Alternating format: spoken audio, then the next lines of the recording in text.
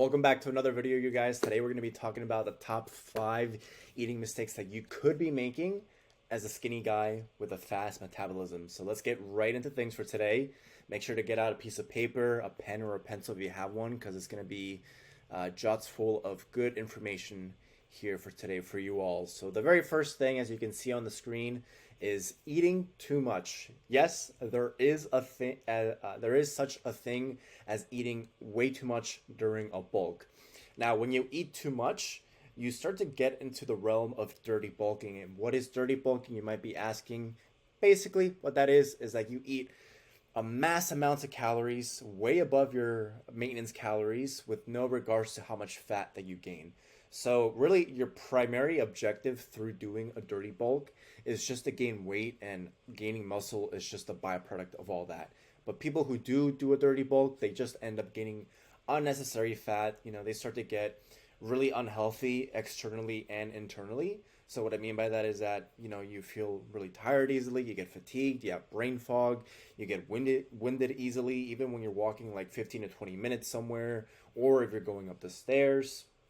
Apart from that, your cut, whenever you do end up cutting, once your dirty bulking phase is over, it will take longer. It'll take maybe 6 to 8 months longer, depending on kind of like how long you dirty bulk for, right? And obviously you can do like aggressive cuts, but when you do aggressive cuts, that just means that the more likely the chance of you losing muscle will be likely, right?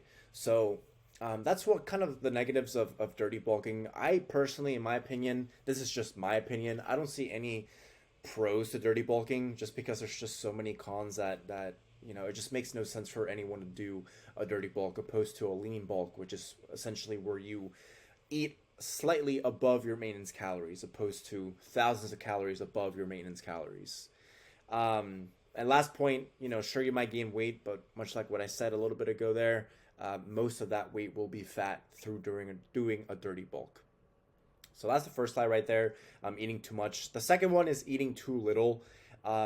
Yes, much like there's a thing as eating too much, there's also such thing as eating too little. And that's what you want to make sure you don't end up doing, because you just will be in a caloric deficit and you'll end up losing weight when your main intention is to gain the weight.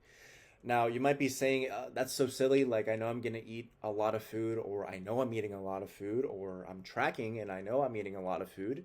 But fact of the matter is, like, a lot of you guys out there, and this is something that I used to do myself as well, you don't track accurately.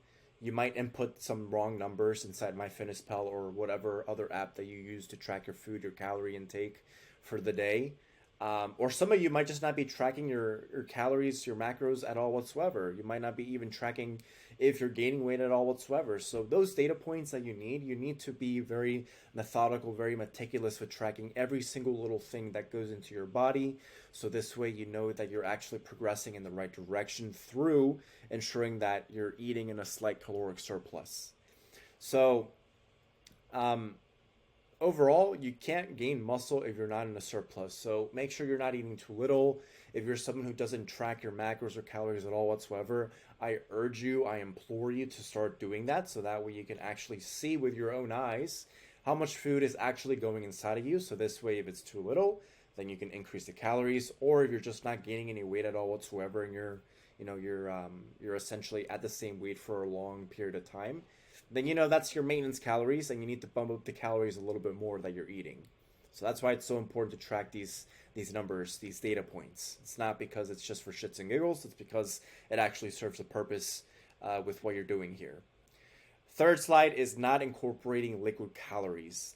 Liquid calories are a fantastic way for you to get mass amounts of calories and mass amounts of protein inside your system, without having to essentially eat a big full-on meal, right? You blend it all up and you just drink it down the hatch. It's so easy, pretty much, right? If you're looking to do some sort of, or take in some sort of liquid calorie, definitely look up recipes on Google. There's so many recipes for protein shakes, for mass gainer shakes. Although you really don't need a mass gainer, in my opinion. All you need is just a good quality protein powder, and you can make some delicious high calorie shakes just with that alone. You can add a couple bananas, peanut butter, oatmeal, milk, whatever it is, right? That's just kind of giving you a broad perspective or a broad, not perspective, but just a broad recipe of what you could make with protein powder. There's so many other recipes though, so be sure to look it up on Google so this way you can actually make one of those recipes and see whichever one you like the most and you can incorporate inside your everyday eating. Should it be a replacement for a meal though? A protein shake? Definitely not, in my opinion. It just should be, a tool under your tool belt that you use whenever you do need it, whenever you feel like you need that extra calorie, or whenever you feel like you just don't want to eat so much food that you need that little boost of help from getting in your liquid calories that could, boost up the calories that you're eating, boost up the macros, so that way you won't have to scarf down a big whole meal, right? As you probably would usually do. Main source of your calories and macros should of course come from meats, calorically dense meats like steak, chicken thighs, salmon, those fattier meats. Veggies, of course, you want to make sure you're getting your veggies in even during a bulk. You cannot neglect your veggies because you want to make sure you have that fiber in place. Or even if you need to take a fiber supplement, or if you want to eat some raisins, some dates, whatever it is, anything that has fiber in it, the more the better. Because since you are eating in a surplus, you want to make sure your digestive system is actually digesting everything. You're actually going to the bathroom normally, all that sort of thing. Because when you get bloated, when you feel shitty because you're not, essentially digesting everything appropriately down there, it gets to be uncomfortable. You won't get in your calories, all of them at least. And it's just not going to be a fun time trying to eat your meals when you're feeling that kind of way. So definitely make sure you get your veggies in, and of course get your carbs in as well, because you need that energy so that way you can push yourself inside the gym and hit some new PRs, all that kind of good stuff. Moving on though, a big common mistake that I see is not implementing fast food or not eating fast food. And the reason I said implementing is just because I also see fast food as a tool under your tool belt when it comes to bulking. Just because like it should not be eaten every day at all whatsoever, fast food, because that's when you start to get into the dirty bulk territory of things, side of things.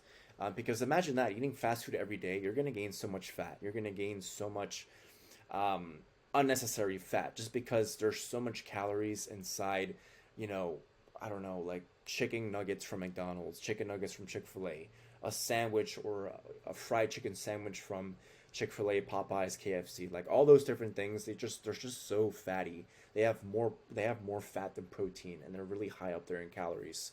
So you should not be eating fast food every day just because of that reason. Also, really bad for your heart as well. You're going to clog your arteries. You're going to feel just shitty, as much like what I mentioned in the first few slides there, just feeling fatigued easily, brain fog, all the sort of negative stuff that you really don't want to go through yourself. A common misconception though is that a lot of people who think they bulk, excuse me, a lot of people who bulk think that they need to eat chicken, broccoli, and rice 6 times per day, and that makes eating or bulking in general not fun at all whatsoever, because that's not the reality of things. You don't need to eat that way 6 times per day or anything like that. And most of you guys do think you need to eat that way because you want to make sure that you minimize your fat gain as much as you possibly can and just gain all pure muscle. But really, you're gonna gain fat nonetheless, right? It doesn't matter if you eat chicken, broccoli, and rice 6 times per day, or if you eat a combination of fast food and fattier meats, veggies, and carbs. You're still gonna get fat in the process because you cannot gain muscle without gaining some sort of fat. If you are on a caloric, if you're doing a caloric, or excuse me, if you're eating in a caloric surplus, there's no such thing, right?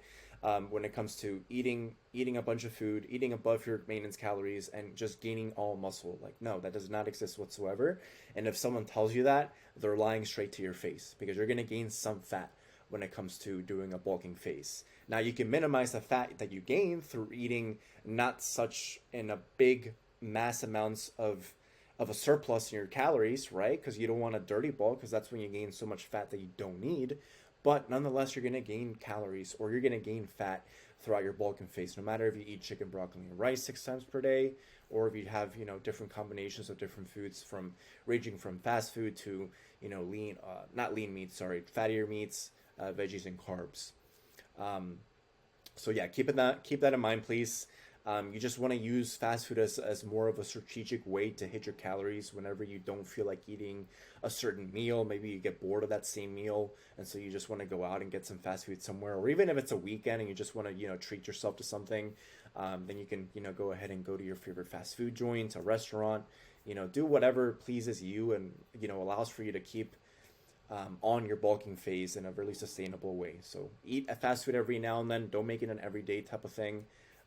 Because as mentioned already, you want to make sure you don't gain so much fat that you really don't need at all whatsoever.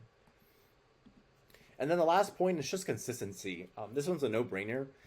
You just want to be super consistent with everything that you're doing, right? With your eating, with your implementing fast food, with liquid calories if you need it, all those different kind of things, right? Because if you're not consistent with anything that was mentioned before in this video, or if you're just not consistent with anything in general when it comes to training, rest and recovery, and even your eating, then you're not going to see any progress. And if you do see progress, it's going to be very little. It should be more progress than essentially, it should be more progress than what you could be achieving if you were to have all these different things from these different areas dialed into the T. So if you can't be consistent with tracking your calories and macros, you'll see little to no progress. It's really hard to gain weight for a reason, right? Because if every skinny guy were to go on a weight gain journey and see amazing gains, then we'd be seeing a lot more of these guys walking around. But that's not the case at all, because this is hard. It takes a lot of time, patience, and consistency. And so you want to make sure you have a strong enough reason why you're doing this to ensure that you don't fall off track, that you actually end up doing, what you need to do when it comes to your eating, your training, your rest and recovery. So this way you get to see the progress that you're wanting to see out of doing all these different kind of things, right? So you're not wasting your time. What I recommend you guys do, though, is at least bare minimum be consistent for 4 months with your eating, with your training, and your recovery.